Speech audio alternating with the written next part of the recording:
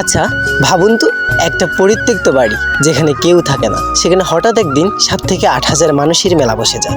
ভূতের বাড়ি নাকি জাদুর মেলা, চলুন একবার দেখে আসি।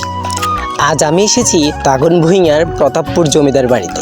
প্রায় 200 বছরের পুরনো এই ইটের দেওয়ালগুলো দেখলেই বুঝতে পারবেন এগুলো যেন ইতিহাসের সাক্ষী হয়ে ঝরঝরে পড়ছে। কোনোটা আবার পড়ার জন্য জাস্ট একটা ধাক্কার অপেক্ষায় রয়েছে, তাই আমি একটু দূরেই আছি। কিন্তু বাড়ির অবস্থা যাই হোক, জমিদারের বংশধরের ধাপট কমেনি। প্রতি বছর তারা এখানে এত বড় অনুষ্ঠান করে যে তিল ধারণের জায়গা থাকে না। আমি তো মানুষের ভিড় দেখে আকাশ থেকে পড়লাম, 7 থেকে 8,000 মানুষ।